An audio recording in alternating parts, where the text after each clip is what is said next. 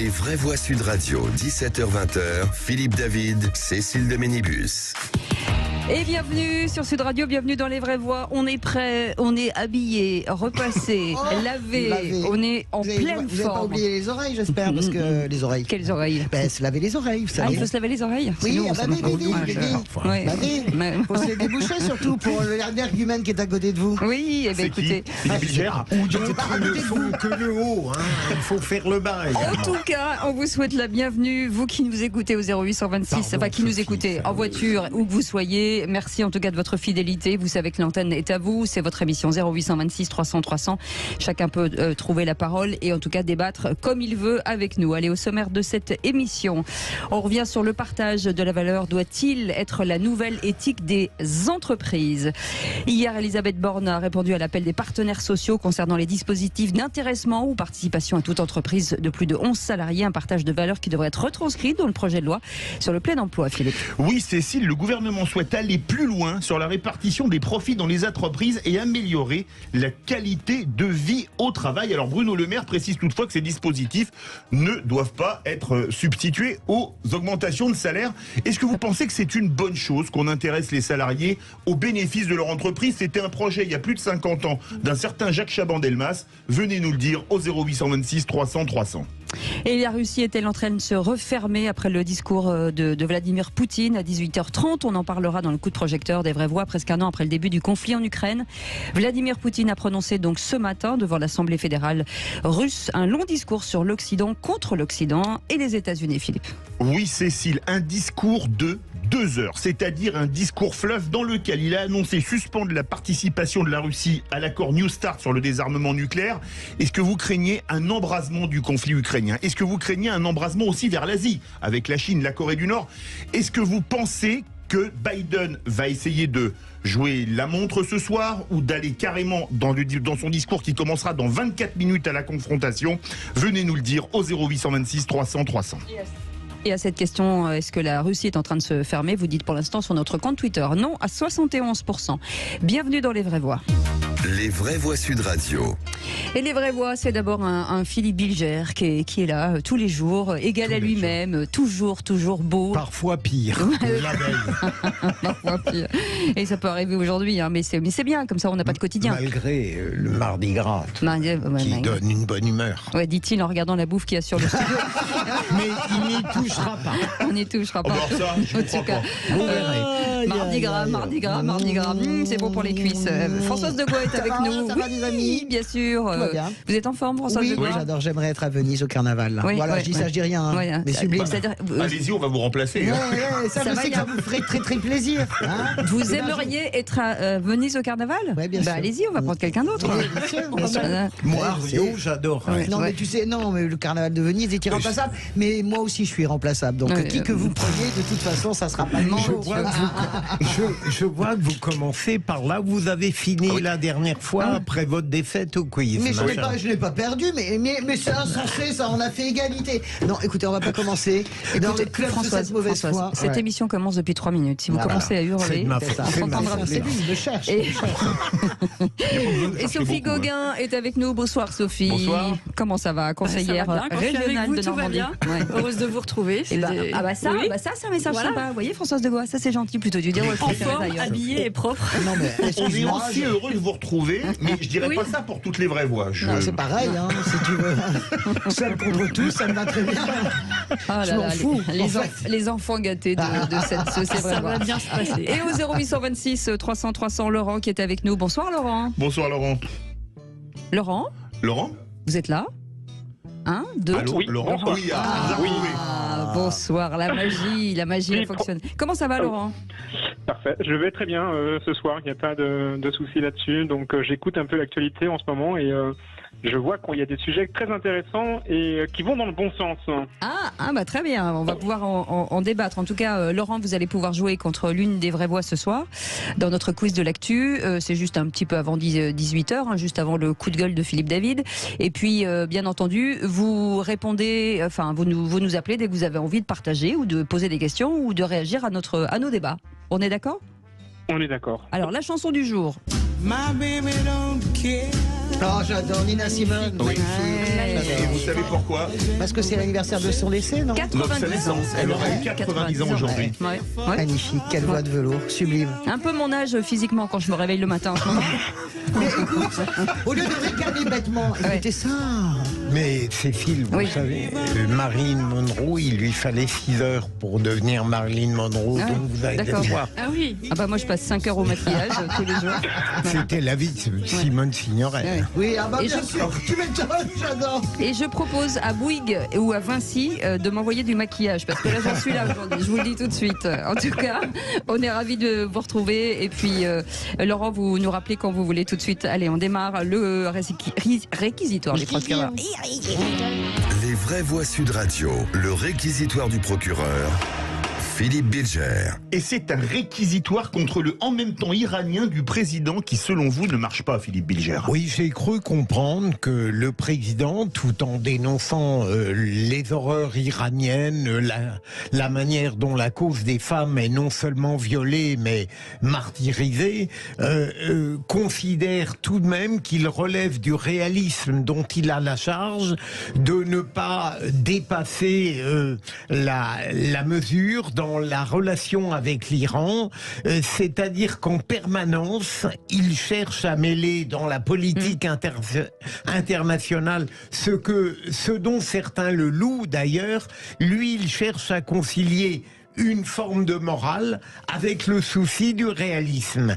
Et pour ma part, j'ai l'impression que chercher à concilier l'eau et le feu, la morale, l'éthique avec le réalisme, fait que dans ce mélange, en permanence, c'est le réalisme qui l'emporte. Et donc probablement une abstention coupable. Françoise Degois.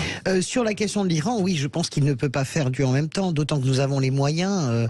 Je pense que nous avons les moyens de faire pression sur le régime. Je pense pas, je suis pas la seule à le penser d'ailleurs, avec des sanctions très fortes. L'Iran est relativement isolé tout de même, contrairement à ce que on peut laisser croire. Et je suis assez heurté. Autant, moi, je fais partie des gens, c'est assez rare quand je dis du bien d'Emmanuel Macron, donc notez greffier 17h11.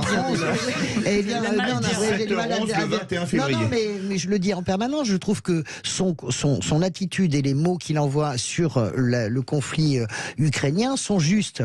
Je pense vraiment qu'il est absolument sévère dans son attitude à l'égard de Vladimir Poutine, mais il laisse ouvert la porte à éventuellement une négociation. Autant sur l'Iran, je suis d'accord avec vous. Je pense qu'il pourrait être beaucoup plus ferme, mais c'est un manque d'intelligence politique en réalité, parce que il plaque en permanence sa psyché en fait à tous les événements. Sur l'Iran, il pourrait être beaucoup plus fort, beaucoup plus tranché. Il ne l'est pas et je le regrette. Sophie Gauguin. De quel camp ? Bien dans le micro.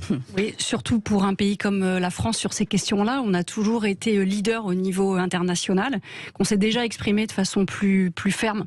Donc effectivement, on pourrait attendre un positionnement plus clair de la France sur ce sujet. On voit bien qu'il essaie, en fonction des zones géographiques de conflit, d'adapter son discours, et c'est ça qui rend illisible parfois la position de la France dans les instances internationales. Oui, mais sur l'Iran, il a aucune raison de le faire, vous savez. Alors je le redis, l'Iran est isolé. À la limite, nous sommes partenaires de l'Arabie Saoudite, partenaires commerciaux, ventes d'armes, qui sont les adversaires. Qui n'est pas le pays le plus respectable qui soit, soit dit en non, passant. mais je suis d'accord avec vous. Alors là, on pourrait lancer un autre débat, mais on pourrait avoir les moyens de ne pas être très courageux sur l'Iran en ayant paradoxalement une attitude beaucoup plus courageuse. L'Iran n'est pas un partenaire.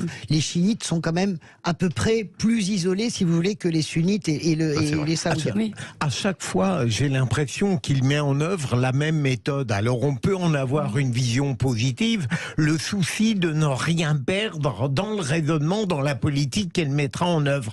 Mais en réalité, en voulant concilier des contraires, il perd forcément sur l'un des plans.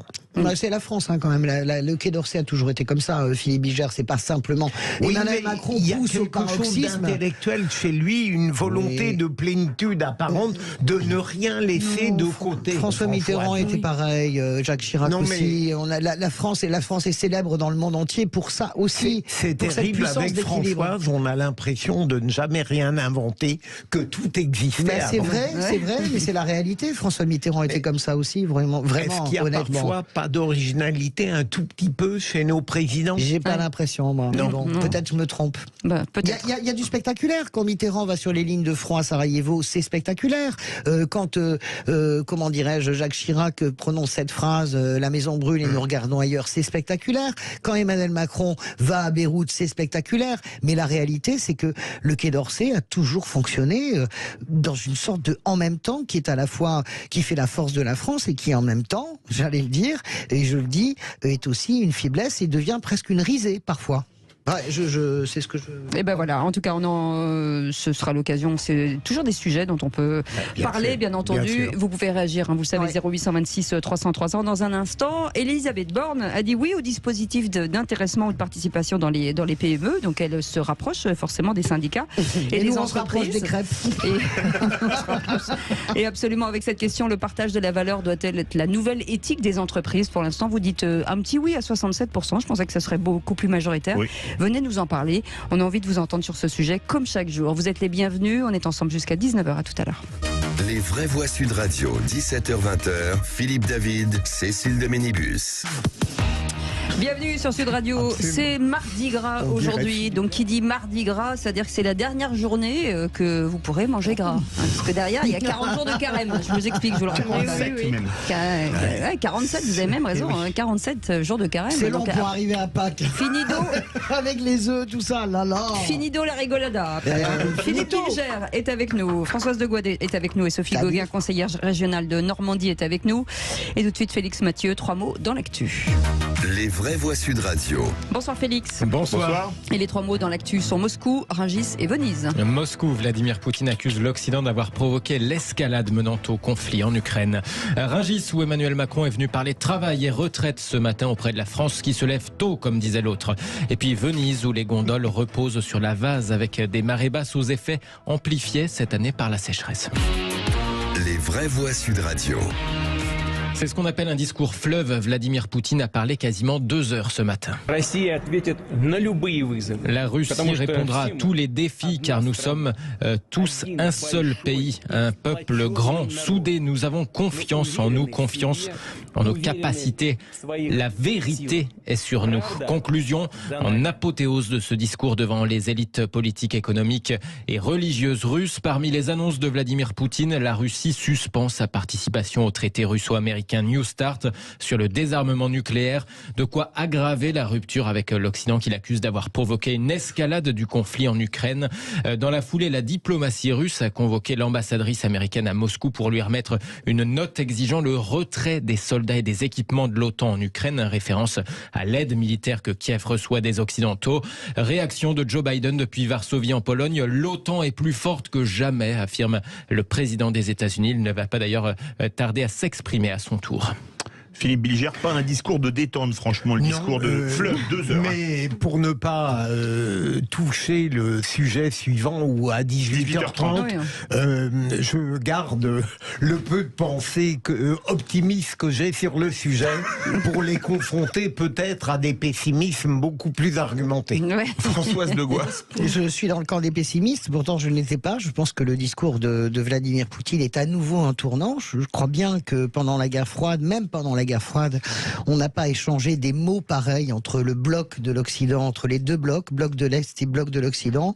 On avait même trouvé une forme de modus vivendi. Les mots de Poutine sont très durs et je ne crois pas du tout au bluff et je pense vraiment que nous sommes au bord du gouffre véritablement. Je ne l'aurais pas dit il y a encore quelques semaines, mais là véritablement je le dis. Je vois Poutine déterminé. Cette phrase, la Russie n'est jamais vaincue au combat. Ça laisse augurer beaucoup de choses. Sophie Gauguin. Ouais, on peut craindre qu'il ait envie Dans le d'aller. micro. On peut craindre qu'il ait envie d'aller jusqu'au bout. Après, est-ce que ce soit encore des mots et une propagande huilée telle qu'il a pu la dérouler depuis 1 an presque maintenant? C'est toute la question. On en parlera tout à l'heure. Absolument. Vous pouvez d'ailleurs nous appeler au 0826 300 300 si vous voulez en débattre. On en vient. Ah oui, à cette visite matinale d'Emmanuel Macron, un endroit qu'on adore, le marché de Rungis. Je me demande pourquoi. Bon appétit au passage. Il avait envie de le dire, tellement il a Et faim. là, le mot, ça fait pétiller. Vêtu d'un manteau blanc, le chef de l'État a ressorti la valeur travail en déambulant entre les carcasses de viande de bon matin. Ce matin, je suis venu à Rungis pour voir la France qui se lève tôt. Parce que je pense toujours que le problème de la France, c'est le travail. Oui, bon, non, ça, pardon, c'était Nicolas Sarkozy. Est-ce qu'on peut mettre, s'il vous plaît, le son? Je me disais, mais quel bon imitateur. Très bon. Est-ce qu'on pourrait mettre, s'il vous plaît, le son d'Emmanuel Macron ce matin à Rungis sur la valeur travail? Le vrai débat qu'on a à avoir dans la société, c'est un débat sur le travail. Le travail doit continuer de mieux être rémunéré et on doit aussi adapter les carrières parce que c'est vrai qu'on travaille de nuit en portant des charges. À partir d'un certain âge, il faut que la carrière puisse évoluer, il faut qu'on puisse travailler moins longtemps, qu'on puisse se reconvertir et que ce soit pris en compte dans la retraite. Et oui, Emmanuel Macron est sorti de sa réserve sur ce dossier réforme des retraites et d'en appeler à la raison des Français. Tout le monde a du bon sens dans notre pays. Enfin, c'est pas compliqué de se dire que quand on regarde, on a moins d'actifs qu'il y a 20 ans, on a plus de retraités, on vit plus longtemps. Donc c'est pas vrai de dire qu'on peut garder les mêmes âges, ça marche pas cette affaire. Et pour la route, le chef de l'État interpellé sur l'inflation annonce au passage un petit geste sur les prix du gasoil. On a les aides pour les gros rouleurs, et là on va essayer de faire un petit geste diesel, vous allez voir. Emmanuel Macron qui, après Rungis, est attendu samedi au Salon de l'Agriculture, un autre classique de la communication politique. Un mot, les vraies voix. J'ai en horreur cette politique des petits gestes, alors qu'on attend une grande politique. Mais par ailleurs, et pardon ma chère Françoise, je ne peux pas m'empêcher tout de même de trouver que ce président n'est pas aussi médiocre d'aucuns le disent. Il énonce des banalités là-dessus, mais il le fait bien. Françoise de Gouac, quand il a dit que tous les Français avaient du bon sens, vous êtes-vous senti exclu? Oui, mais parce que c'est le truc habituel d'Emmanuel Macron. Vous savez, il y a le camp de la logique et des raisonnables et tous les autres, c'est des hirsutes, des dépenaillés et des débiles. Hein. Je veux dire, il continue. Philippe Bilger, vous expliquez la mécanique Macron, c'est toujours la même. Un espèce de ton virevoltant comme ça de bon matin. Quoi? Qu'est-ce qui s'est passé? Il n'y a pas de manif. Ah bon, il s'est passé quoi à l'Assemblée nationale? Oh, si. Et vous allez voir, et les gens ont du bon sens, ils blablabla. Voilà, ça c'est Emmanuel Macron. Mais il est classique. Emmanuel Macron est classique dans sa façon de faire Emmanuel Macron. Mais Louis de Funès est ressuscité. Je vous assure que ce que je dis, les gens qui nous écoutent, qu'ils aiment ou qu'ils n'aiment pas Macron, sont absolument d'accord avec moi. C'est tellement évident. On le connaît par cœur. Quoi. On connaît sa musique. Il n'y a que Philippe Bilger en France pour encore avoir de l'admiration secrète pour ce président. Non, je ne dis pas. J'ai une seconde. Allez-y. Non, mais c'est intéressant, Françoise. Je ne l'admire pas, mais je crois qu'on ne peut pas le critiquer sans tenir compte de sa particularité, qui est tout de même une qualité. Mais quelle particularité? Il va à Rungis. Les mêmes disaient la même chose de Nicolas Sarkozy. C'est merveilleux. Bravo Félix d'avoir fait cette blague. Oui, mais au moins Nicolas Sarkozy, on l'écoutait parce que j'entends le brouhaha derrière. Personne n'écoute ce que dit le président de la République parce que en fait il n'annonce rien. Oui. Et à la grande différence de l'audio de Nicolas Sarkozy, il était écouté. Et il avait quand même tout un mandat précédent pour agir sur la question du pouvoir d'achat et des salaires.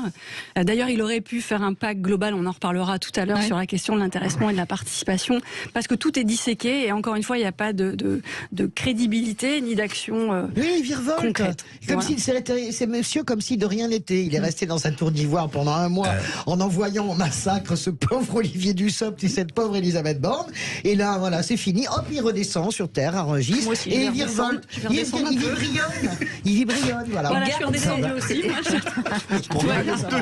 Ça va être dur entre le culte de Nicolas Sarkozy et la détestation d'Emmanuel Macron. Je ne sais pas où je vais me mettre. J'ai pas de détestation de la personne. Je vous dis juste c'est que l'expérience de faire la de la politique. personne. C'est pas pareil. Non, Comment Philippe Bilger, vous vouliez des filles, vous en avez.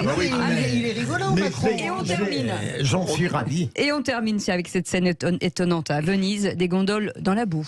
Oui, il n'y a plus qu'un mince filet d'eau au fond de certains canaux. Ils sont quasiment à sec. Résultat, les célèbres gondoles reposent sur de la vase. Alors au-delà de la carte postale gâchée, au-delà des odeurs désagréables, ça pose des problèmes pratiques. Par exemple, les bateaux ambulances ne peuvent plus circuler. C'est ce que rapporte le Corriere della Sera, un phénomène dû aux marées basses. Mais cette année, il est renforcé par la sécheresse, manque de précipitations qu'on observe aussi. Eh bien, chez nous, en France, 31 jours sans pluie significative, aucune journée à plus d'1 millimètre en moyenne sur l'Hexagone. C'est un record depuis le printemps 2020 et ça compromet l'espoir de voir les nappes phréatiques se re-remplir d'ici cet été. Elles avaient déjà été mises à mal lors de la canicule l'année dernière. Et heureusement, la météo annonce en Italie des pluies. Mais bien sûr, et après, on va avoir les reportages sur l'Aqua Alta avec la basilique Saint-Marc complètement inondée. Tout le monde qui dégage de ses ateliers. C'est ce qu'on appelle un marronnier. Ouais, c'est le marronnier, c'est comme ça. Les gondoles sur le sable et après les gondoles, laisse les gondoles. Le printemps sur la Tamise. Il semblerait que ça soit un peu plus fort. C'est pour qu'il pleuve qu'on chante avec François. Mes chers amis, on est ravis de vous retrouver. En tout cas, vous restez avec nous dans quelques instants parce qu'il y a crêpes dans ce studio dans quelques instants. On va faire une petite pause. On vous souhaite un chouette mardi gras. On ne sait pas, appelez-nous si vous vous êtes déguisés au bureau parce que vous savez, à l'époque, il y a des gens qui se déguisaient au bureau quand même. Mardi gras. On est tel que vous nous voyez. Vous êtes déguisés là. Je suis déguisé en Françoise de Bois. D'accord. Quel bon goût. François, vous êtes bien mieux que l'original. Vous êtes plus réaliste que l'original.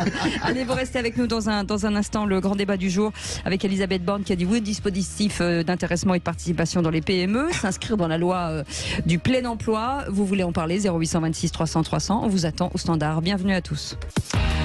Bienvenue à tous, on vous accueille chaque jour dans la maison des vraies voix avec Philippe Bilger qui est avec nous, avec Françoise Degois qui est avec nous, avec Sophie Gauguin qui est avec nous, conseillère régionale de Normandie. Et vous appelez au 0826 300 300, c'est votre maison, vous êtes chez vous. Il y a une table au bout, enfin il y a une place au bout de la table. Attention, il y a vous pouvez bien entendu venir nous rejoindre avec grand plaisir. On vous attend jusqu'à 19h. Tout de suite, le grand débat du jour. Les vraies voix Sud Radio, le grand débat du jour.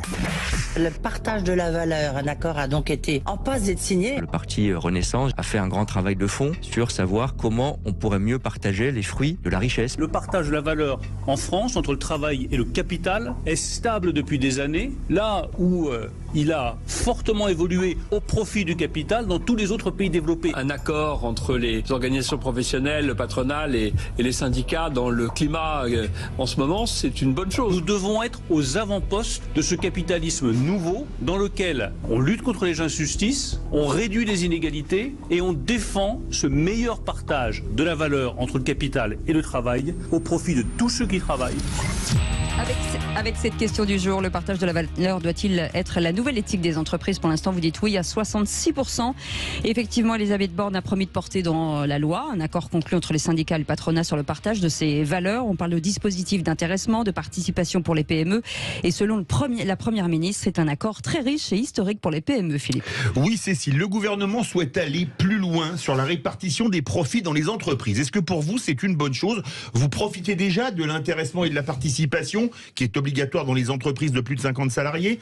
Vous rêveriez d'avoir cet avantage. Vous dites, tiens, je travaille dans une entreprise de 15 salariés, je vais y avoir droit. Venez nous le dire au 0826 300 300. Et notre invité pour en parler, Bernard Cohen-Haddad, bonsoir. Bonsoir. Bonsoir Cécile, bonsoir Philippe. Merci bonsoir de nous rejoindre. Bonsoir. Vous êtes président de la CPME Paris-Île-de-France et du think tank Étienne Marcel. D'abord Philippe Bilger, un accord historique selon Elisabeth Borne. Oui, alors, si on n'avait pas su ça d'Elisabeth Borne, j'aurais dit mon ignorance dans ce domaine rejoint l'adhésion à la banalité. J'aurais toujours pensé que, évidemment, il fallait approuver un partage plus favorable au travail qu'au capital.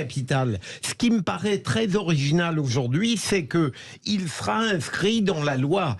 Et à partir de là, ça ne demeurera pas un vœu pieux. Je pense que c'est une belle opportunité d'avancement et de progrès. Alors ça ne veut pas dire qu'il faut arrêter là, mais je pense que c'est une bonne chose. Françoise Degois. Mon inquiétude, moi, va toujours au salaire. En réalité, il ne faut pas que le partage et les intéressements se substituent à du salaire, donc à des cotisations sociales et donc à des choses qui comptent pour votre retraite.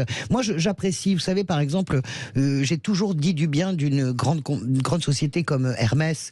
Hermès qui a à nouveau partagé ses bénéfices records avec une prime exceptionnelle de 4 000 € pour l'ensemble de ses 20 000 salariés. Plus la participation, ils vont avoir à peu près 10 à 12 000 €, les salariés d'Hermès. Pourquoi je dis ça? Parce que Hermès, en plus, ça fait partie des rares entreprises qui ont refusé les aides de l'État au nom de la solidarité nationale lors du Covid. Il y en a beaucoup, les entreprises. Il y en a pas beaucoup qui ont refusé les aides de l'État. Non, il y en a pas beaucoup. En France, de la taille d'Hermès, pas du tout, pas beaucoup. Et je crois que des marques comme Clarins, comme Shiseido, tout ça ont refusé. Mais allons-y. Non, mais en tout cas, Hermès, c'est immense. Hermès, c'était très symbolique, de haute volée, de très grand niveau, la famille Dumas.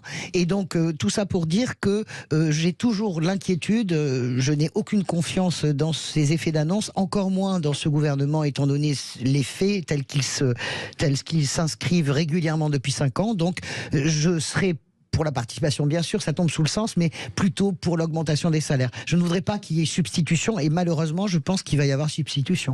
Sophie Gauguin. Ce qui est intéressant, c'est que les entreprises prennent leurs responsabilités sur ces questions-là. Le gouvernement veut l'inscrire dans la loi, mais le point de départ, c'est les négociations, et ça, c'est un point fort.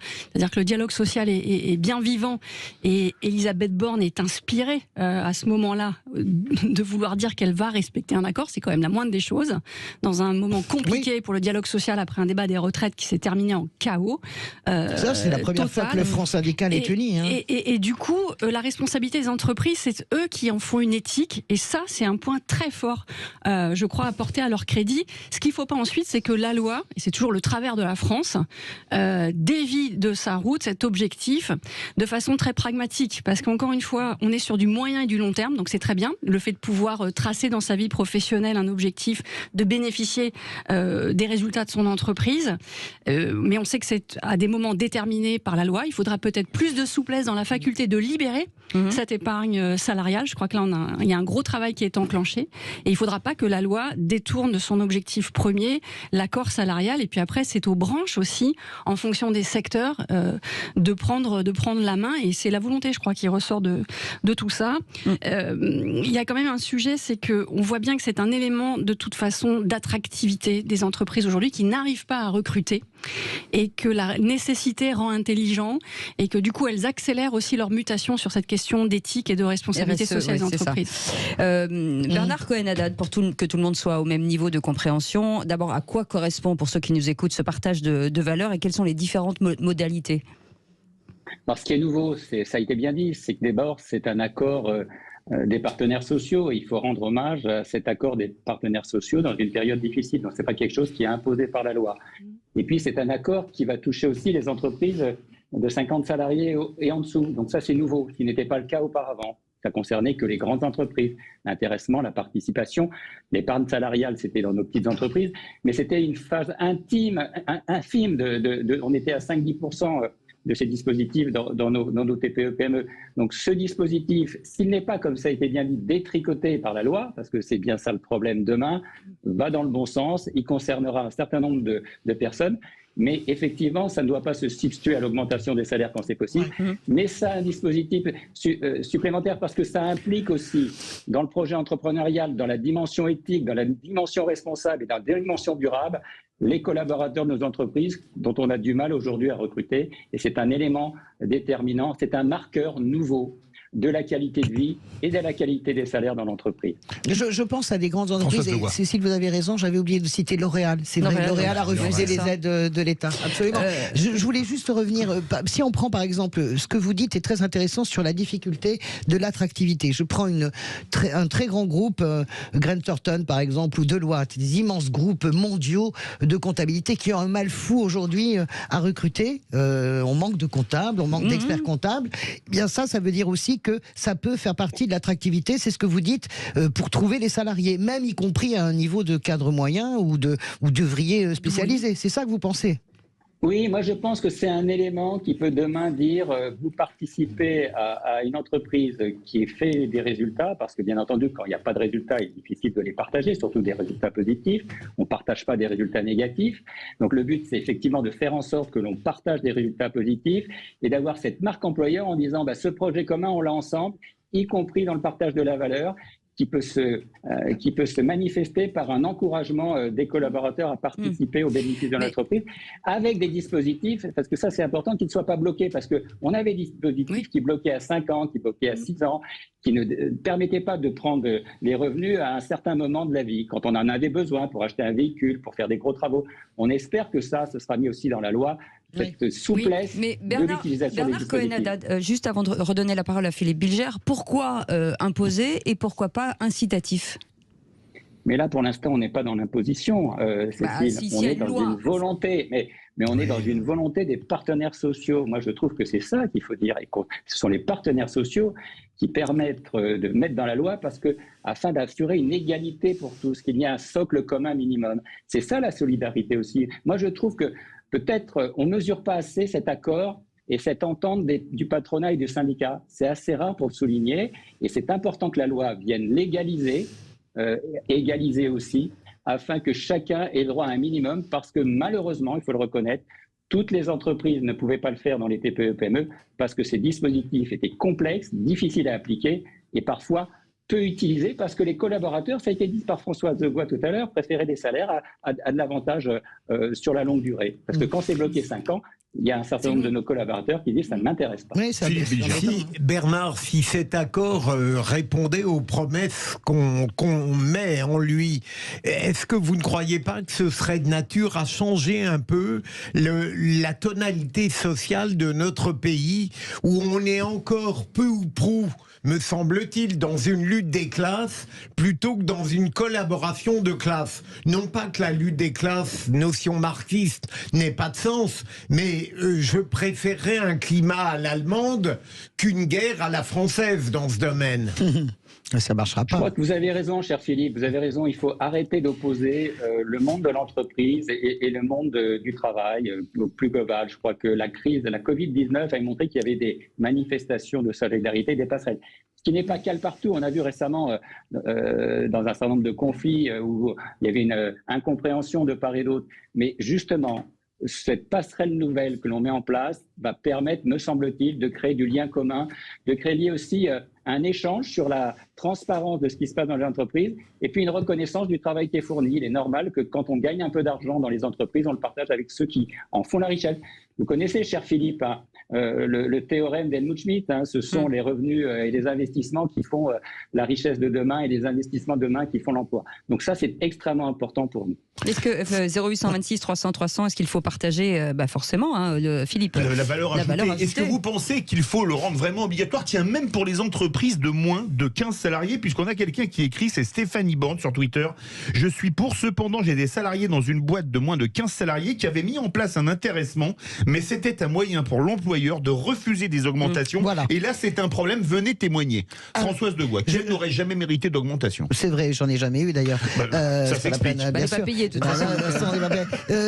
J'écoute ce que dit Bernard. Moi, j'entends le consensus Philippe Bilger, Bernard Cohen. J'adore cette espèce de douceur tranquille à l'allemande, avec au fond une version remixée du ruissellement. C'est parce qu'on investit, qu'on crée de la richesse, que ça ruisselle. La vérité, c'est que bien sûr, et vous le savez très bien, Bernard, contrairement aux apparences, par exemple, un syndicat aussi radical que la CGT signe énormément d'accords d'entreprise, énormément, on ne le voit pas. Donc, il n'y a pas un systématisme de la classe ouvrière qui serait le couteau entre les dents contre le patronat dans ce pays. Par contre, il y a des injustices qui se creusent. Et moi, je pense qu'on ne peut gagner que par le combat social. Je ne crois pas du tout aux fadaises allemandes pour les Français. Ça ne marche pas comme ça. D'abord parce que les Allemands ont des salaires plus élevés que nous. Et on part au 0826 300 300 avec Laurent qui est avec nous. Une réaction, Laurent ?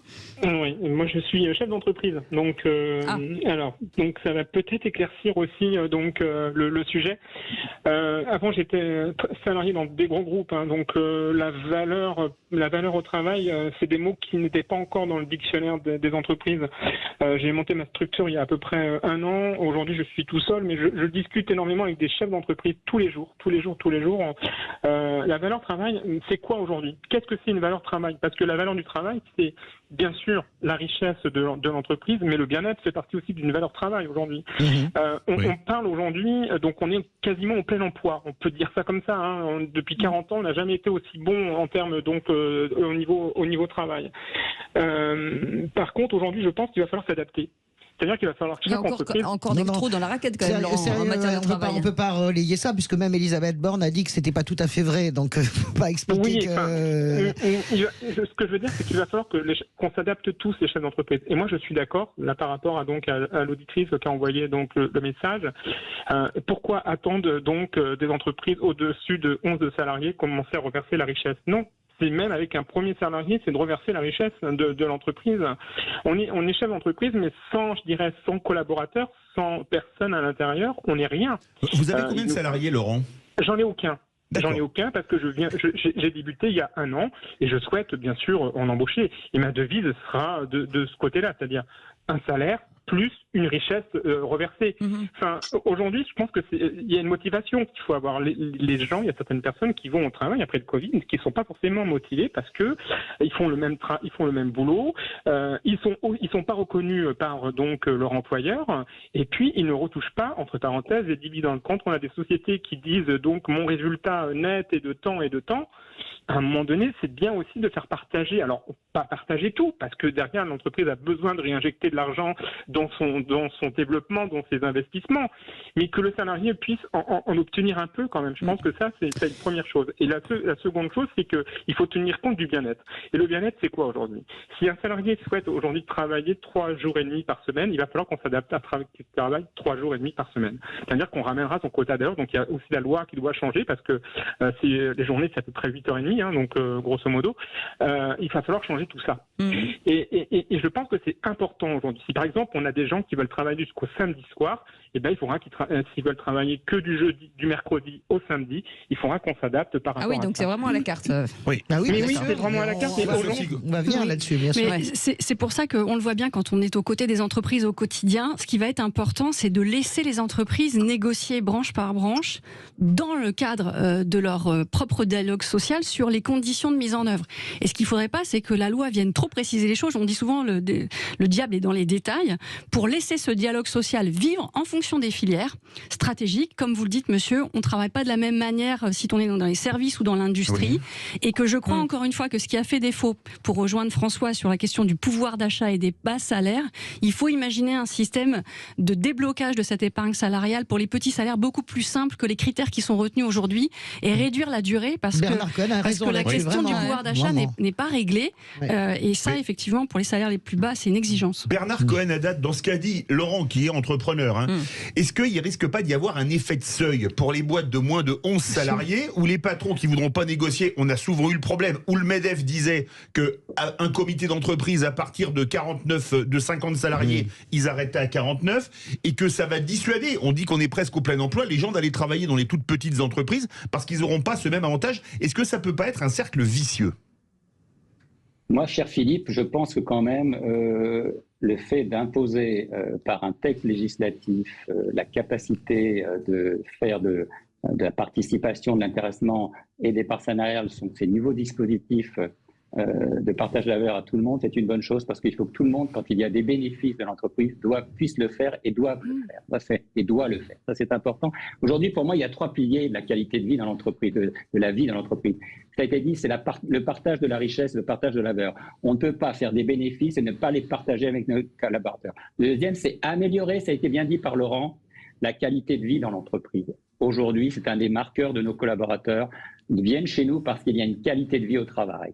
Et puis, le 3e pilier, pour moi, c'est une économie plus responsable et plus durable. Et ça, on sera tous d'accord. Ça a été dit par chacun d'entre vous. Françoise Devoy évoquait des grands groupes tout à l'heure.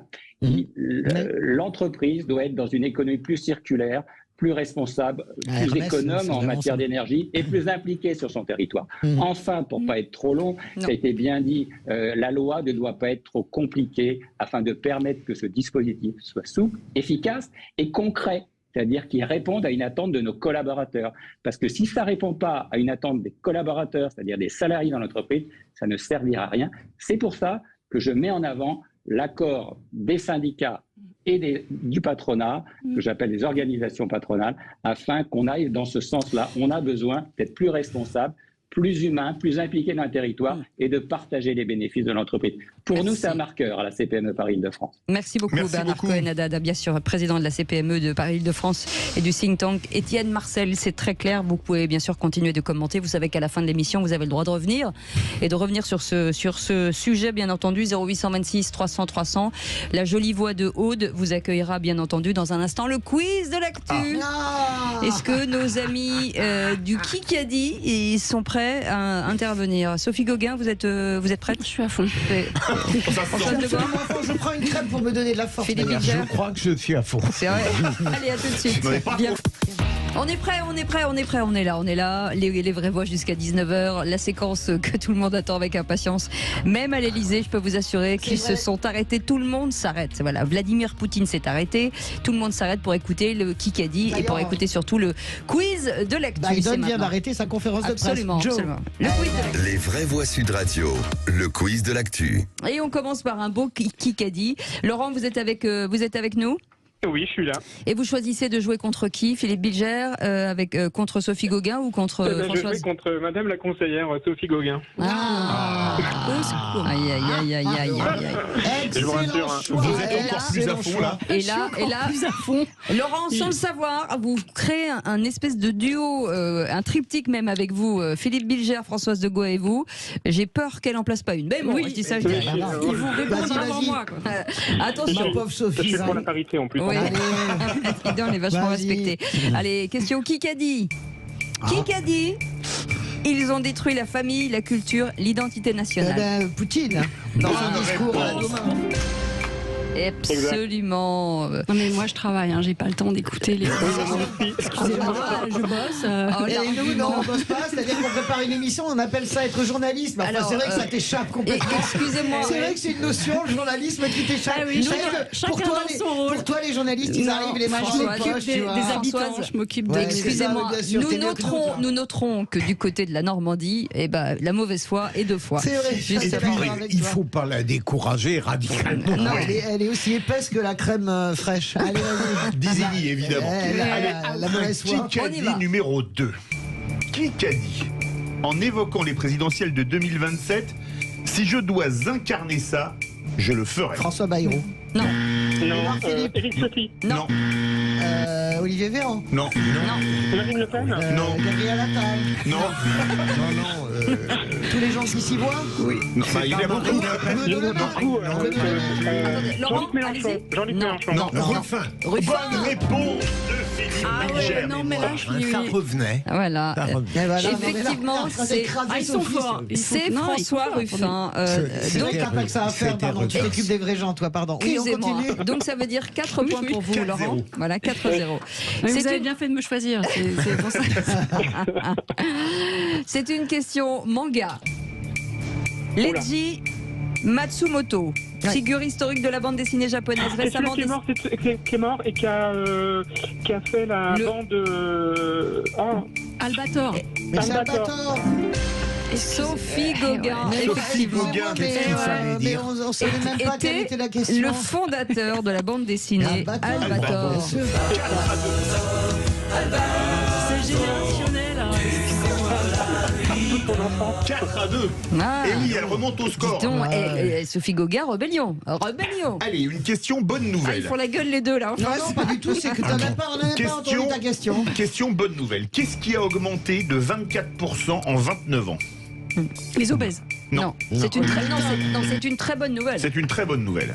Qu'est-ce qui a augmenté de 24% pas la fécondité, non, bien sûr. Il y a la durée de vie, la longévité. Non, Rocco-Siffredi. Non, la longévité, la bonne santé. Non, on vous donne 3 propositions. Attends, vas-y. 3 propositions. 1, la richesse produite dans le monde. 2, la taille moyenne du pénis. 3, la pollution de l'air. La taille du pénis. La taille moyenne du pénis. Ça m'a rassuré. Et oui, des chercheurs américains et italiens. Mais où est-ce que vous cherchez ce genre des chercheurs américains et italiens. Excusez-moi, je vais vous donner. Mais est-ce que ça a augmenté chez toi, par exemple? C'est une question qu'il faut poser. Non, mais Françoise, on va trouvez-moi un millimètre. Et surtout, c'était en bonne place dans les médias. Je le confirme. Je n'ai pas vu ça. 24% 29 ans. On vous dit que c'est une bonne nouvelle. C'est une bonne nouvelle. Et donc, je vous donne. Vous en pensez quoi, Laurent? Pardon. Vous êtes d'accord ou pas? Vous êtes d'accord, Laurent? Pauvre Laurent. Laurent. Il a raccroché. Non, il est parti chercher un mètre. Je comprends, il est écœuré. Et oui, alors je vous donne les conclusions de ces études américaines et italiennes sont stupéfiantes. La longueur moyenne en érection a augmenté de 24% en 29 ans pour passer de 12,2 cm à 15,5 cm en moyenne. Ah ouais, super. À force de m'appeler Rocco Siffredi. Et ben vous le devenez. On met 6 à 2. Non, 5 à 2. Laurent, 5 à 2. Est-ce que vous confirmez, Laurent, ce qui a augmenté de 24% en 29 ans? Moi, je dis si ça peut rendre donc les gens heureux, pourquoi pas. Il est bon, on adore ça. Allez, c'est une question Eiffel. À quelle occasion la Tour Eiffel sera illuminée jeudi à 18h30? Non, pas pour le Bayern. Pour l'Ukraine. Oui, Je l'ai dit avant, mais non. Elle a dit les Jeux Olympiques. Ah non, j'ai dit l'Ukraine. Non, elle a dit l'Ukraine. Non, mais c'est pas vrai. Ah non, j'ai pas parlé des Jeux Olympiques. Je sais pas. Fou de moi. Non, mais elle est mauvaise. T'es une mauvaise Françoise. Mais il faut l'être. Arrête. Soyez attentive. Elle a dit effectivement j'ai dit l'Ukraine en premier. Donc c'est la seconde. C'est la seconde, les 1 an de la guerre en Ukraine. Absolument. Et donc les scores. Alors c'est Françoise de Gois, ça fait 8 à 2. Non. 7 à 3. Bah voilà, c'est 7 à 4. Et donc Laurent, vous avez gagné. Bravo. Malgré la triche, elle a perdu. Allez, Laurent, vous restez avec nous. Philippe Bilger, vous restez avec nous. Françoise de Gois, on réfléchit. Sophie Gauguin, vous restez avec nous. Philippe David, bien entendu. Et vous, au 0826 300, votre 300, vous restez là. Dans un instant, le mot du jour de Philippe David, c'est Mardi Gras. Et puis, on va revenir sur le tour de table de l'actu des vraies voix. Restez avec nous et n'hésitez pas, bien entendu, à nous appeler. On vous attend avec grande joie et beaucoup de bienveillance. Les vraies voix Sud Radio, 17h-20h, Philippe David, Cécile de Ménibus. Merci de votre fidélité, merci de nous rejoindre tous les jours de 17h à 19h avec les vraies voix, avec Philippe David, avec bien sûr Philippe Bilger aussi, Françoise de Gois et Sophie Gauguin ce soir, conseillère régionale de Normandie. Dans quelques instants, ça fait du clic sur les réseaux sociaux, on reviendra bien entendu sur l'actu des vraies voix et on va parler forcément de ce discours de Vladimir Poutine avec cette question: la Russie est-elle en train de se refermer?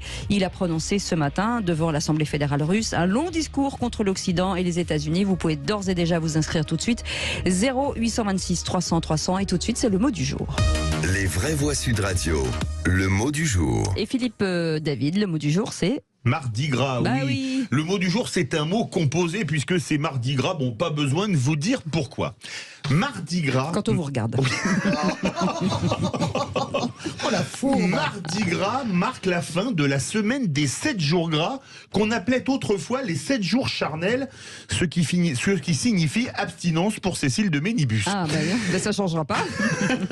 Il est de tradition de bien manger car le lendemain de Mardi Gras, c'est le mercredi des cendres qui marque le début du carême, un carême au cours duquel les personnes pieuses et sveltes comme votre serviteur ne font aucun excès culinaire pendant 47 jours. Le premier qui rit ou me traite de menteur devra aller se confesser. Philippe Bilger au confessionnal, Cécile de Ménibus tout le monde va aller se confesser. François, c'est moi qui confesse, vous allez voir. Bref. Et donc confesser, il y a 2 mots. Tu sais ce que tu as ramassé, mon petit bonhomme, et voilà. Bref, c'est donc aujourd'hui jour de carnaval, en particulier à la Nouvelle-Orléans, où il est baptisé. Vous savez comment ça se dit, Mardi Gras, à la Nouvelle-Orléans? Non. Mardi Gras, absolument en français. Et de crêpes de ce côté-ci de l'Atlantique. Je conclurai ce mot du jour avec un proverbe venu de la ville de Chaland. Oui. Quand Mardi Gras est là, alors enlevez vos balances et faites vos crêpes. Pour les balances, on est d'accord, et pour les crêpes aussi. Bon appétit, les vraies voix. Ouais. Merci, c'est mignon. Voilà, c'est mignon. C'est mignon, voilà. C'est mignon. Il est mignon. Monsieur Pignon. Monsieur Pignon, exactement. Il est méchant, monsieur Brochant. Oui. Mais moi, comme ça nous a passé. C'est une façon de faire des crêpes, c'est pour ça. Je me suis fait Mardi Gras, comme ça on justifie les crêpes. Allez, vous restez avec nous, ça fait du clic sur les réseaux sociaux. Les vraies voix Sud Radio, ça fait du clic sur les réseaux sociaux. Qu'est-ce qui bosse, Félix Faltieux. Il travaille. C'est un esclave, en il fait. Il recopie beaucoup. Il bosse avec chaque... il faut savoir choisir. Copier-coller, c'est compliqué. C'est facile. Et on va reparler de la ministre à l'égalité femmes-hommes qui prend la plume sur Twitter pour défendre une députée de la France Insoumise. Isabelle Rome dénonce une attaque misogyne et sexiste après un tweet d'Alain Jakubowicz, célèbre avocat, ancien président de la LICRA et toujours président d'honneur de la Ligue contre le racisme et l'antisémitisme. Alain Jakubowicz avait partagé la photo d'une députée de la France Insoumise, Ercilia Soudet, photo sur laquelle on la voit dans l'hémicycle vêtue d'un short au-dessus d'un collant. Tenue d'hiver d'une députée, on redoute l'été, avait écrit Alain Jakubowicz, des propos qui ont d'abord provoqué un tollé dans les rangs de la NUPS. Votre tweet est stupide, misogyne, indigne d'une personnalité qui prétend lutter contre les discriminations, avait écrit par exemple l'écologiste Aymeric Caron. Tollé et insoumis, Aymeric Caron. Insoumis, pardon, oui, effectivement, et vegan. Tollé chez Aymeric Caron, mais pas que, même dans les rangs du gouvernement désormais. Je condamne fermement ces attaques misogynes et sexistes, a réagi la ministre à l'égalité femmes-hommes, Isabelle Rome. La LICRA, de son côté, indique sur Twitter condamner catégoriquement les attaques misogynes et sexistes qui attentent à la dignité de la personne humaine, autant qu'elles disqualifient leurs auteurs et avilissent la parole publique. Alors, il y a une dizaine de jours, déjà sur un sujet autrement plus sérieux, cette même LICRA avait déjà critiqué Ercilia Soudet, tout juste nommée vice-présidente du groupe de travail sur l'antisémitisme à l'Assemblée nationale. La LICRA lui reprochait de soutenir un boycott d'Israël et d'importer en France le conflit israélo-palestinien. En tout cas, après cette polémique désormais vestimentaire, le sigle LICRA se hisse dans les top tendances ce soir sur Twitter. Moi, je pense que c'est pas le niveau d'Alain Jakubowicz de faire ça. Bien sûr que Ercilia Soudet, c'est une jeune femme qui est un peu enrobée pour les gens qui ne la voient pas. Donc on parle des vêtements. Mais non, il parle pas des vêtements. Enfin, mais soyez pas stupides. On redoute l'été, c'est-à-dire qu'on redoute qu'elle enlève plus. C'est ça que ça veut dire. Ne faites pas l'âne pour avoir du son.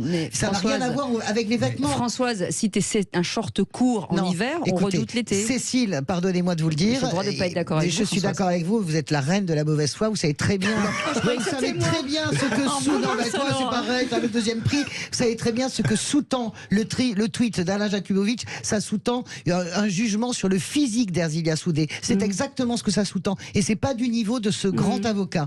Je suis d'accord sur le caractère. Je n'ai pas cette lecture, la même lecture que vous. Vous n'avez pas cette lecture. Moi, je trouve que effectivement, après c'est un choix personnel d'être en basket et en short à l'Assemblée nationale. Vous êtes en train de détourner le débat parce que le débat n'est pas. Mais qui vous dit que c'est moi qui le détourne et que c'est pas vous qui le faites? Parce que tout le monde a parfaitement compris. Si Isabelle Rome monte au créneau là-dessus, c'est parce qu'elle a peut-être pas le choix.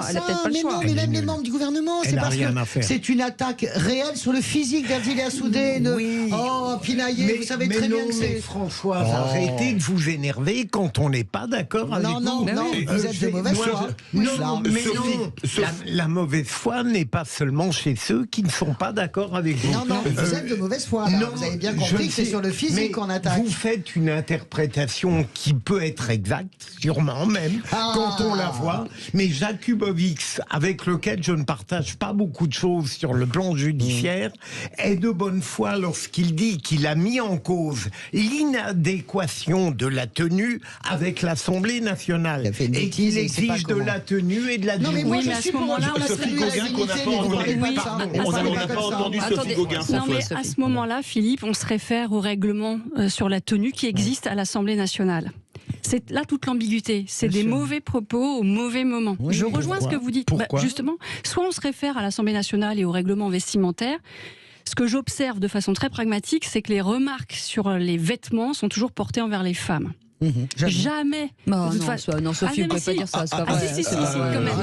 Il y a eu droit. Mais j'aurais bien aimé Louis entendre. Boyard s'est fait allumer pour ses tenues vestimentaires, etc. Et Ruffin, il y avait Ruffin aussi pour son maillot de foot. Moi, je pense que c'est toujours une question de degré et d'adaptation du jugement par rapport à une situation donnée. Est-ce que tout est discrimination, en fait? Non.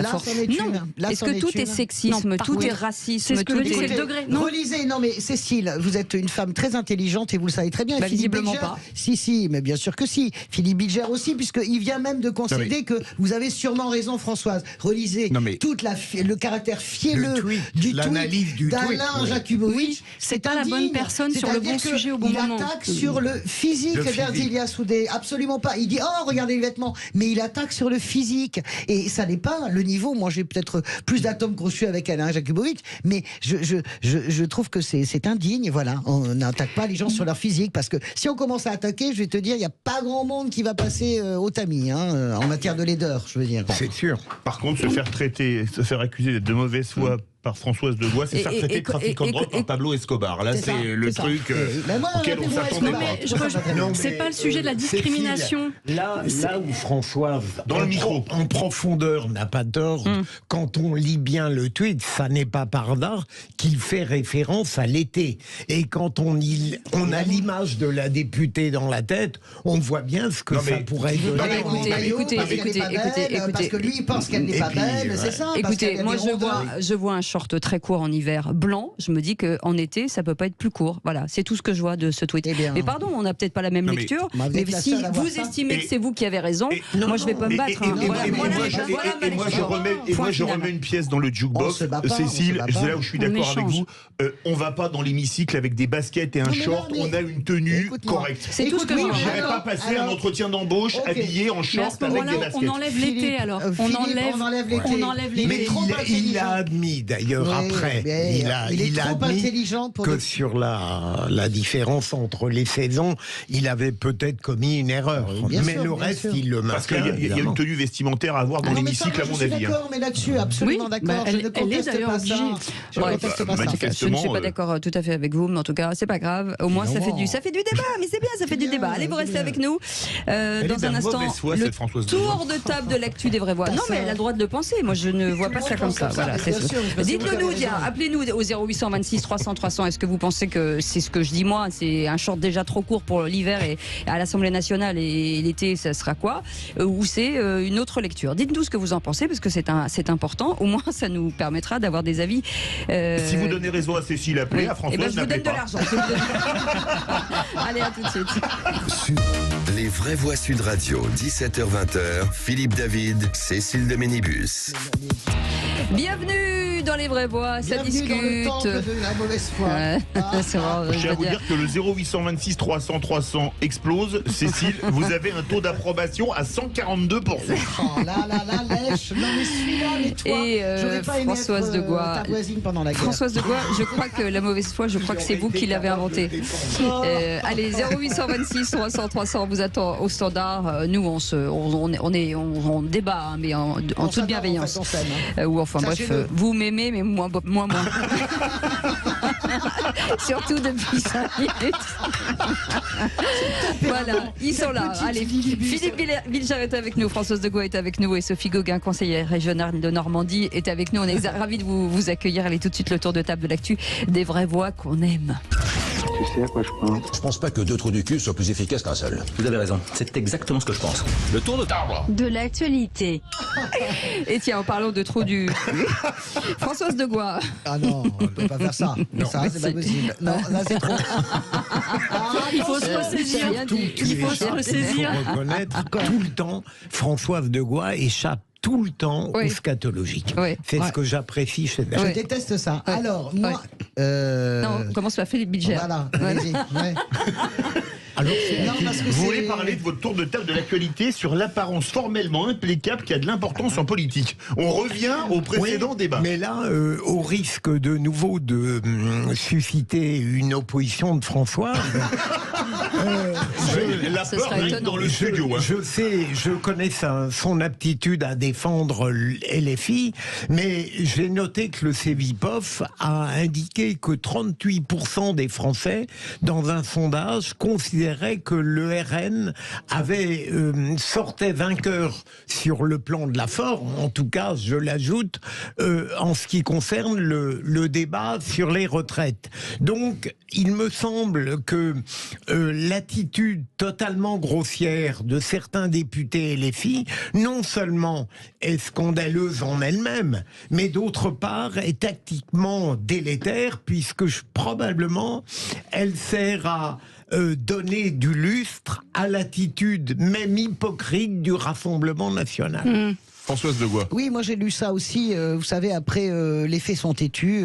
Les élections partielles sont gagnées par les gens de la NUPS et de LFI. Donc après, il y a nos commentaires de plateau, je le redis, parce que tous les plateaux, bon, moi je m'isole, je suis un peu isolé, mais tous les plateaux, c'est la gauche lamentable, LFI dépenaillée, etc. Donc c'est la poule qui a vu l'œuf, qui a fait la poule. Les gens regardent, ils disent oui, c'est. Alors que moi je redis, je remets dans le contexte que tout le monde a dérapé dans cette séquence. Je rappelle quand même que quand vous avez le député Horizon qui dit à Aurélien Pradier on sort et je vais te casser les dents, ça on ne le montre pas. On a montré aussi uniquement les dérapages de la France Insoumise, mais il y a eu beaucoup de dérapages. On parle du manque de respect de la France Insoumise, mais quand Olivier Dussopt fait ses mots croisés, quand Gabriel Attal répond à ses tweets, n'écoute pas. Moi j'ai regardé les dernières heures du débat, 1h30 sans répondre aux questions. Quand vous avez des charges comme celle d'Aurore Berger, des charges comme celle des députés de Renaissance sur la France Insoumise, on ne le montre pas. Donc on va dire, je défends en cœur la veuve et l'orphelin. Je trouve qu'il y a une injustice dans la façon dont a été traité ce dérapage collectif que je ne... Et par ailleurs, je le redis, tous les automnes après les présidentielles, soit c'est Mélenchon, soit c'est la France Insoumise, ils sont tous bons à jeter aux chiens. Et puis finalement, l'année entre les deux tours d'une présidentielle, on trouve rien de plus extraordinaire que Mélenchon et les électeurs de la France Insoumise. Sophie Gauguin. C'était le cas. Ouais, l'Assemblée ne ressort pas grandi de cette séquence dramatique qui finalement n'aboutit à rien en termes de décision pour les Françaises et les Français. Là, on est sur la forme, donc effectivement, LFI, le fait de se retrouver en chantant à la fin de débats parlementaires qui concernent la vie de Françaises et de Français, moi je trouve ça déplorable. Il y a eu des débordements de toutes parts, ça c'est certain, mais encore une fois, c'est catastrophique pour l'exercice démocratique. Les abstentionnistes qui aujourd'hui représentent quand même le plus grand parti de France, celles et ceux qu'on doit remotiver sur l'exercice démocratique. Moi, c'est à ceux-là que je pense aujourd'hui. Enfin, qu'est-ce qu'ils pensent de cette Assemblée nationale dont finalement ils vont se détourner encore plus et je crains vraiment pour la façon dont on amène le débat public en France avec des comportements comme ceux-là, quels que soient les bancs de l'Assemblée nationale. Il est temps de retrouver un peu de dignité dans le temps. C'est pas grave, je gratterai sur mon tour de table. Je me suis amusé à tweeter tous les extraits de l'INA. Vous avez la droite qui transforme l'Assemblée nationale en ZAD en 2013, la droite qui chante la Marseillaise, la droite qui tape sur ses clapets, François Hollande qui fonce sur Dominique Villepin. Mais avec des propositions, avec du fond. Mais si, avec des propositions. LFI et le RN n'ont rien proposé pendant le débat sur les retraites. Rien du tout. Mélenchon souhaitait que le débat capital se passe en dehors de l'Assemblée et donc il a favorisé la grossièreté. Non, il n'a pas favorisé la grossièreté. Je pense que qu'est-ce qu'on aurait dit, on commenterait quoi si l'article 7 avait été voté? Parce que l'article 7 allait être voté. Personne n'a voulu le vote de l'article 7. Bien sûr que le gouvernement le voulait. Il avait ce compte de voix avec les Républicains. Il les a achetés avec les 3 annuités. Allez. Bon. On continue avec le... Avec vous, Françoise Degois. Justement, dans l'affaire Palmade, on en parle beaucoup. Il y a des révélations, mais il faut faire attention, ce que vous dites, aux vengeances personnelles. Oui, alors, voilà, une affaire désastreuse. Ne comptez pas sur moi pour défendre Pierre Palmade. Ça n'est pas le propos. Je pense que ce que vit cette famille est un drame. Je pense que lui, dans son registre, j'imagine l'état de désespérance dans laquelle lui aussi doit être, mais il n'est pas touché physiquement et moralement, probablement plus que cette famille. Mon sentiment, c'est que donc il y a une nouvelle personne qui a été auditionnée à Bordeaux. Elle posséderait des vidéos de Pierre Palmade en train de regarder des vidéos pédopornographiques. J'écoutais des magistrats et je suis très contente que Philippe soit là. De toute façon, Pierre Palmade a reconnu les faits. Il ne nie absolument rien. Mais sur la pédopornographie, attention aux pièges, attention aux vengeances. C'est ce que disent aujourd'hui tous les spécialistes de justice. Pierre Palmade a déjà été l'objet, de par la vie tout à fait mouvementée qu'il mène, de chantage à la sextape. Tous ces chantages se sont avérés absolument faux. Donc voilà, il faut faire attention. Peut-être qu'on n'est pas obligé non plus de charger. Peut-être que c'est vrai. Peut-être qu'effectivement, il s'adonne au visionnage de vidéos pédopornographiques. Un enquêteur disait, il y a une possibilité aussi, c'est qu'il a été piégé dans une soirée, qu'on lui montre un site pédopornographique, on lui dit tiens regarde, et qu'à ce moment-là on le filme. Je n'en sais rien. Tout ça en tout cas est désastreux désastreux, mais il y a une vertu quand même à cette affaire, dans ce malheur. La première, c'est que je trouve que je vais aller dans la ligne de Gérald Darmanin sur l'homicide quand il y a un mort avec conduite sous emprise de l'alcool ou de la drogue.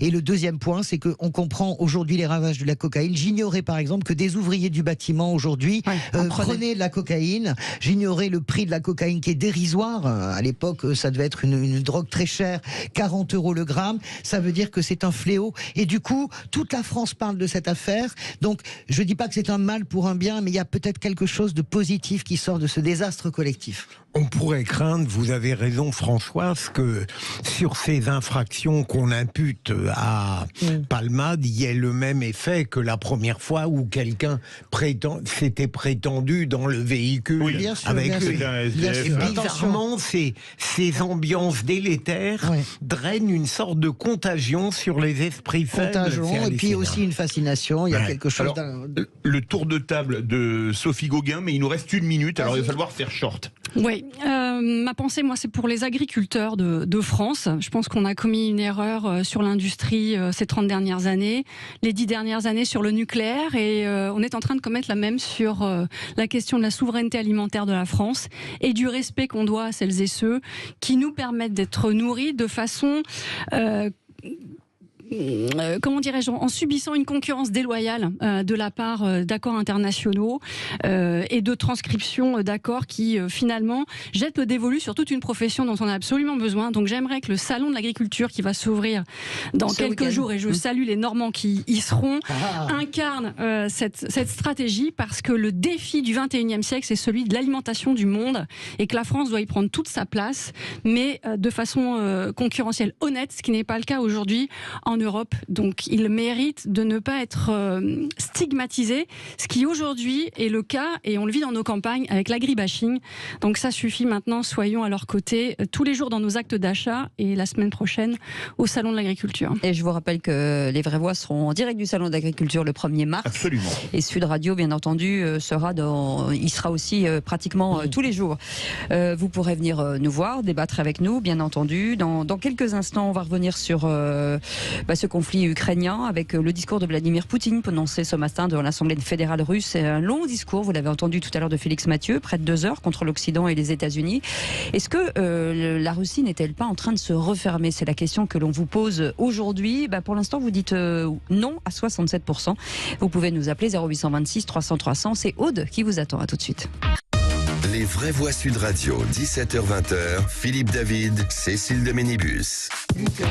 Bienvenue, nous sommes ensemble jusqu'à 19h avec Philippe Bilger, avec Françoise Degois, avec Sophie Gauguin, conseillère régionale de Normandie. Tout de suite, le tour de table de l'actu des Vraies Voix.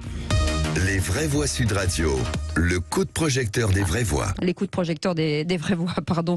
Et on va revenir sur la Russie. Est-elle en train de se refermer presque un an après le début du conflit en Ukraine? Vladimir Poutine a donc prononcé ce matin devant l'Assemblée fédérale russe un long discours contre l'Occident et les États-Unis, Philippe. Oui, Vladimir Poutine a annoncé notamment la suspension de la participation de la Russie à l'accord New Start sur le désarmement nucléaire.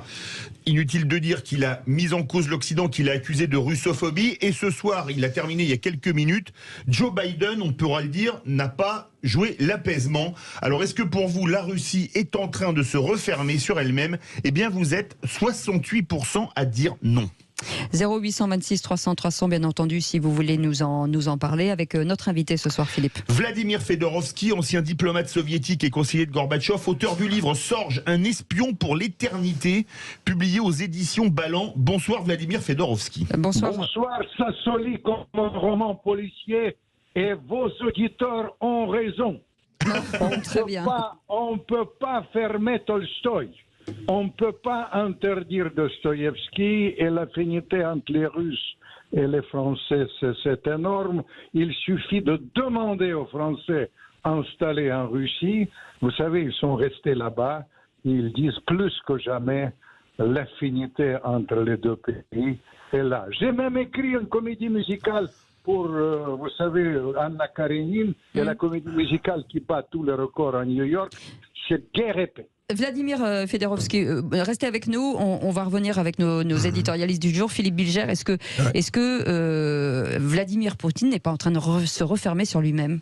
Je ne doute pas du succès de votre comédie musicale, mais j'aurais tout de même des questions plus sérieuses à vous poser. Le fait que...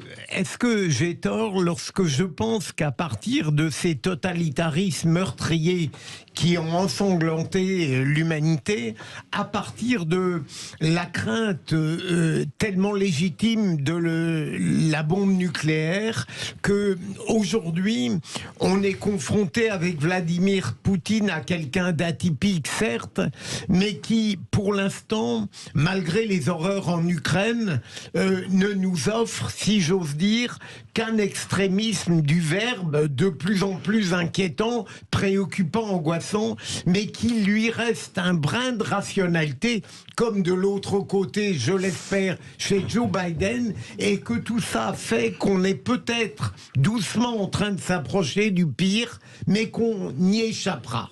Moi, Vous avez raison. Vous avez raison combien, plus sérieusement parlant, vous avez raison pourquoi? Parce qu'on vit aujourd'hui le moment peut-être le plus dangereux de l'histoire de l'humanité. Aujourd'hui, il y a une confirmation. J'ai participé à la rédaction d'une vingtaine des accords dans le domaine des désarmements. Aucun de ces accords aujourd'hui n'existe. C'est terminé. Encore en 2001, les Américains, ils ont sorti de l'accord antimissile, et puis aujourd'hui, le dernier accord est terminé. Ça, c'est le point. Deuxième point, vous savez, il y a une sorte de mélange entre la propagande et la politique réelle. Pendant la guerre froide, il n'y avait pas de ce mélange-là. Les gens faisaient la propagande. La politique réelle, c'était une autre chose. Et puis, troisième chose qui m'inquiète terriblement, vous savez, il y a une escalade qui se passe aujourd'hui, d'un jour, et il n'y a pas de réponse modérée. On compare souvent la crise actuelle avec la crise de Cuba. J'ai parlé avec l'adjoint il y a quelques jours, avec l'adjoint de McNamara.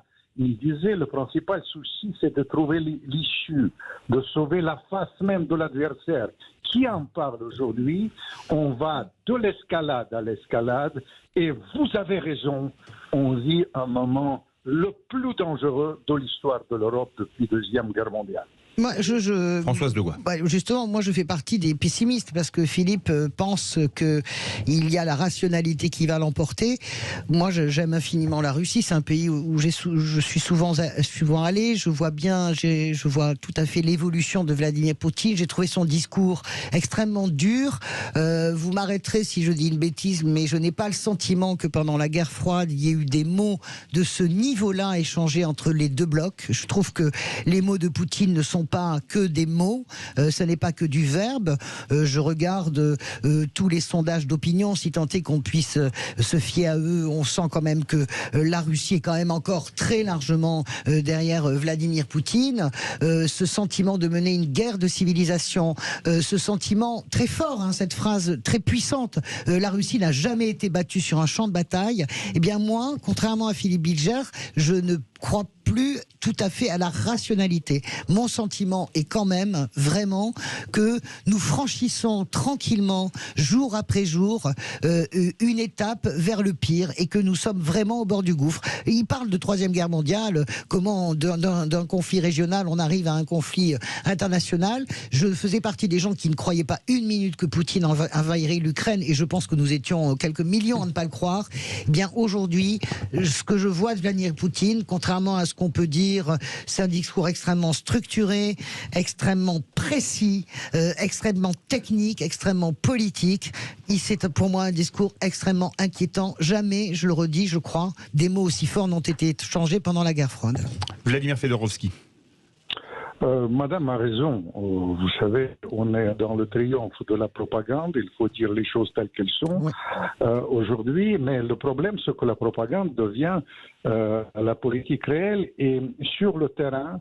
Vous savez, nous n'avons pas beaucoup de solutions sur le terrain, beaucoup de choses. Il a parlé des problèmes vraiment sur le terrain. Il y a 3 solutions qui sont devant nous. Maintenant, soit les Russes progressent à Bakhmout, mais dans ce cas-là, ils vont aller à Odessa et les Américains réagissent, soit les Ukrainiens, ils disent qu'ils vont aller vers Kiev. Et aujourd'hui, ces annonces dans le domaine de sortie, de suspension de cet accord sur les armes stratégiques, c'est une réponse à cette éventualité. Ils disent, si vous continuez à livrer les avions à l'Ukraine, si vous préparez cette attaque au mois de mai, j'imagine bien, contre la Crimée, je vais réagir dent pour dent, l'œil pour œil. C'est ça le sens du discours. Exactement. Je suis d'accord. Donc c'est grave en fait en réalité. C'est très puissant, enfin dans le mauvais sens du terme, mais c'est très déterminé en tout cas. Vladimir, quand Joe Biden dit que Poutine est un dictateur affaibli, vous en pensez quoi ? Vous savez, aujourd'hui, Poutine elle a répondu justement à ça d'une manière assez subtile. Vous comprenez, il était en pleine forme aujourd'hui. Il dit souvent, comme Mark Twain, que les bruits sur ma mort sont largement exagérés. Et les Russes, ils comparent tous les jours. Le gars regarde Poutine, regarde Biden. Biden est un peu, vous savez, c'est un homme âgé que j'ai connu autrefois. Et Poutine, en pleine forme, il a répondu ça de cette manière-là. Vous voyez, vous comprenez. En ce qui concerne l'affaibli, il y a un aspect sur le plan de la politique intérieure. La CIA, il donne le chiffre de 75% des Russes qui soutiennent Poutine. Moi, je pense que c'est un tout petit peu moins que la CIA. Je suis moins optimiste que la CIA. Mais en revanche, aujourd'hui, il a annoncé qu'il y aura des élections, qu'il maintient les élections l'année prochaine présidentielle en Russie, et avec ces chiffres-là, il n'y a pas de doute, vous comprenez, il sera bien présent pendant ces élections, et ça c'est une autre échéance. L'année prochaine, les dates, je prends le rendez-vous avec vous, il y aura les élections en Russie, il y aura les élections aux États-Unis, et il y aura les élections aussi en Ukraine. C'est les dates à réfléchir, et un candidat qui a déjà annoncé qu'il sera candidat, Trump a accusé justement Biden d'amener le monde vers la guerre mondiale. Vous voyez, la bataille électorale bat son plein. Ouais. Sophie Gauguin. Oui, merci pour cet éclairage sur 2024 qui va être une année décisive pour les relations internationales. Je vous rejoins avec des enjeux multiples qui vont venir s'interchoquer. Alors, essayons de faire la synthèse. C'est vrai qu'on est monté d'un cran dans les propos de Poutine sur la menace. Bon, c'est sa manière de procéder. De toute façon, il ne respecte aucun accord. Donc, le fait de l'accord sur les essais nucléaires, il ne fallait pas s'attendre à autre chose. Mais est-ce que vous pensez qu'il va réussir sa technique de contournement des alliances à l'OTAN, notamment par rapport aux demandes aussi des pays qui ont vécu l'occupation russe ? La Suède et la Finlande aussi, on voit bien qu'on est sur une bataille de temps aussi. Est-ce qu'il n'essaye pas de gagner du temps dans la question, est-ce que Vladimir Poutine est isolé, s'isole ? Comment vous voyez l'évolution des mois à venir, du coup, entre ces négociations-là, puisque c'est quand même historique le fait que ces pays sortent de leur neutralité, parce que justement, elles ne veulent pas s'éloigner de l'objectif qui est de dire que c'est pas un combat de l'Occident contre le reste du monde, mais c'est la démocratie qui est en jeu, et le droit. Vladimir Fedorovski. Vous savez, je vais vous dire, il faut être clair. Poutine a renforcé l'OTAN. Il a même fait renaître l'OTAN, parce que vous vous souvenez, le président Macron, il a dit que l'OTAN était dans la mort cérébrale. Ça n'existe plus.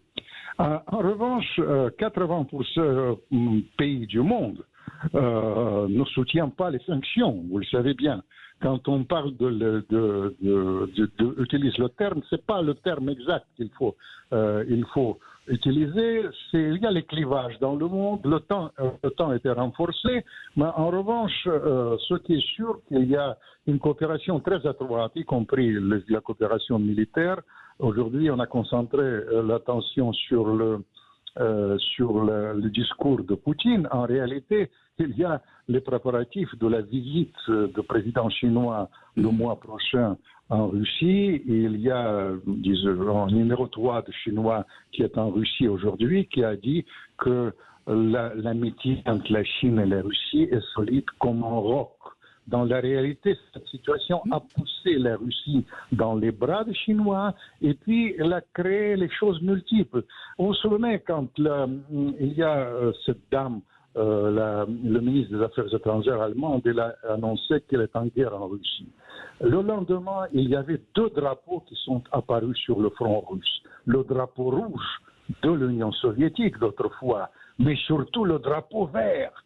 Et ce n'est pas seulement l'alliance avec l'Iran, c'est l'alliance aussi avec le monde islamique. Tout ça, il faut prendre en compte. Mais le monde isolé, je vous ai parlé de la propagande, il faut éviter de vivre dans l'illusion, vous savez, prendre ses désirs pour la réalité. C'est pour ça que je publie mon livre sur Sorge, qui était non seulement le plus grand espion du XXe siècle, mais aussi un très grand penseur sur la désinformation, sur les approximations. Vladimir, de voir clair. Voilà. Pour bien résumer, parce que c'est très important ce que vous dites, il faut qu'on cesse de regarder avec nos yeux d'occidentaux. Je le redis, les géants comme le Brésil, l'Inde, à part l'Occident, ce qu'on appelle l'OCDE et quelques alliés, Japon et Australie, le reste du monde n'est pas d'accord avec nous sur l'attitude contre la Russie. Deuxième point, j'ai quand même une question à Vladimir Fedorovski. Ce qui m'inquiète, moi, c'est quand même la Chine. Alors c'est peut-être que notre auditeur va poser cette question, mais vous nous répondrez peut-être à la fin. Quand même, je trouve qu'il y a un renforcement aujourd'hui depuis 2 jours contre les États-Unis des Chinois qui me paraît être très inquiétant. Vous restez avec nous, 0826 300 300. Laurent est avec nous. Bonsoir Laurent. Bonsoir Laurent. Bonsoir. Moi, je voudrais intervenir un peu parce que donc un discours très structuré de 2 heures à peu près, que Vladimir Poutine a donc fait. Il y a quand même des éléments d'inquiétude quand même dans son discours. Il dit dans le discours la Russie n'a jamais été vaincue en fin de compte. Donc déjà ça c'est déjà un premier point provocateur éventuellement parce que le personnage est très provocateur. Il provoque aussi en disant je suspends l'accord New START. Ok, pas de souci. Et en même temps, il dit qu'il est prêt à faire des tests donc de l'arme nucléaire. Et ça. Si les Américains l'enfant en premier. Attention. Les le Américains discours, tout à fait. Alors, non, mais il faut préciser pour les gens qui nous écoutent. Oui, tout à fait. Donc les Américains vont en faire aussi. Aussi. Moi, ce que aujourd'hui, par rapport donc à Vladimir Poutine, donc on va bientôt arriver au 1 an. Dans quelques jours, ça va faire 1 an que donc la guerre est à 2800 km de chez nous. Aujourd'hui, il est dans la provocation.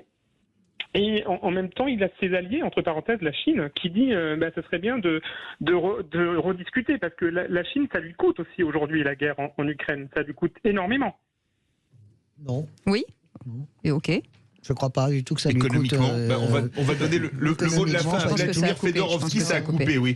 Vladimir Fedorovski, le mot de la fin en une petite minute. Est-ce que vous croyez qu'on va à la 3e guerre mondiale ou est-ce que vous pensez que il va falloir se mettre autour d'une table et faire une désescalade exactement?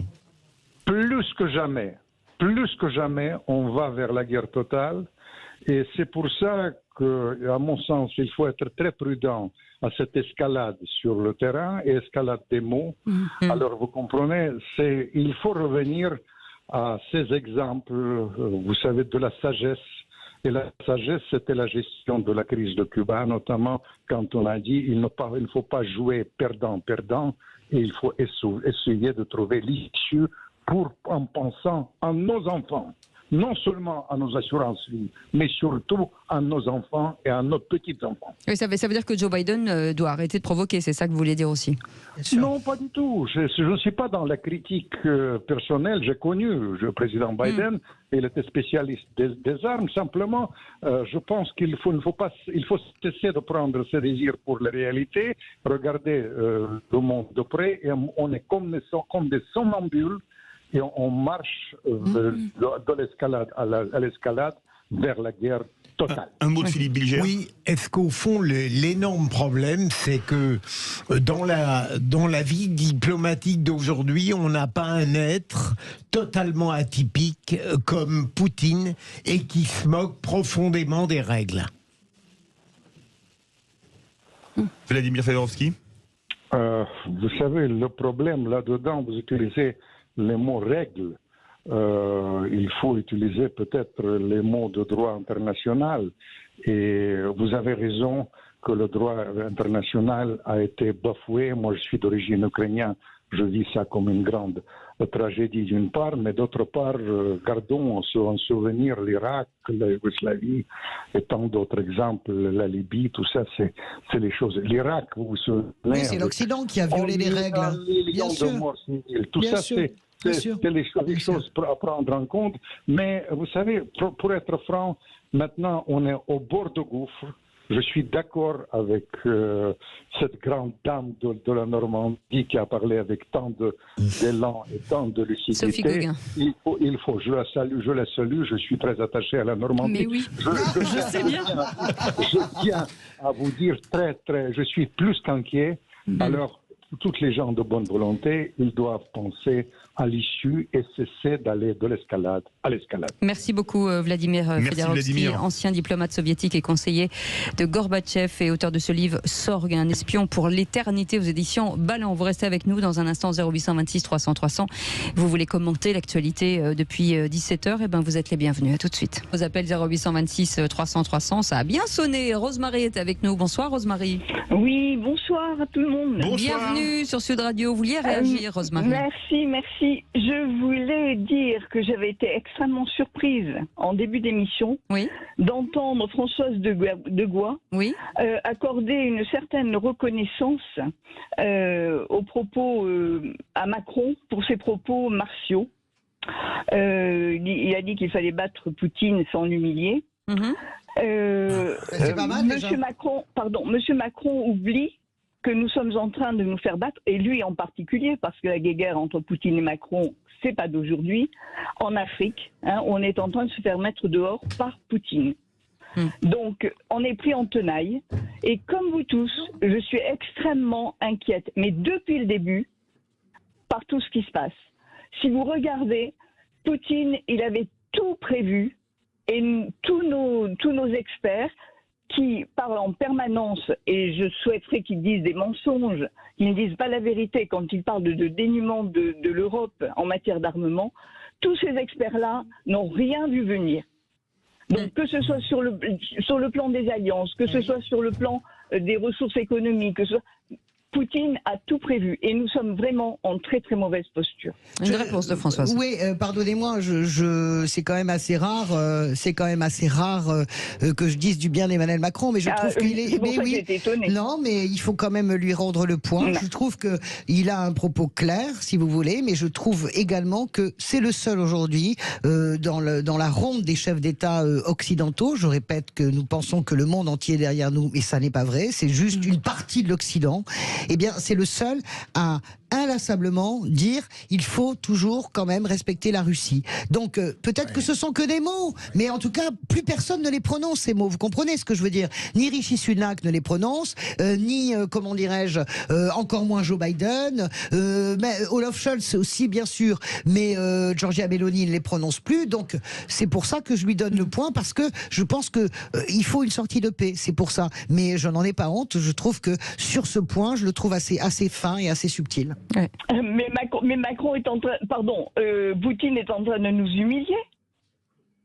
Ça veut dire quoi, nous humilier? Je comprends pas votre... Mais c'est-à-dire qu'on est en train de se faire virer d'Afrique par Wagner, qui est la partie privatisée de l'armée russe. Tout ça, qu'on est en train de se faire, mais on se fait sortir par les Chinois et les Russes. Mais quel est le problème? On est en train de se faire humilier. Mais vous pensez que ce que disait Martin Luther King, vous avez œil pour œil, dent pour dent, et le monde finira aveugle? Est-ce qu'on pensait vraiment... Allez-y, Philippe, allez. Elle s'appelle Rosemary. Que je comprenne bien votre point de vue.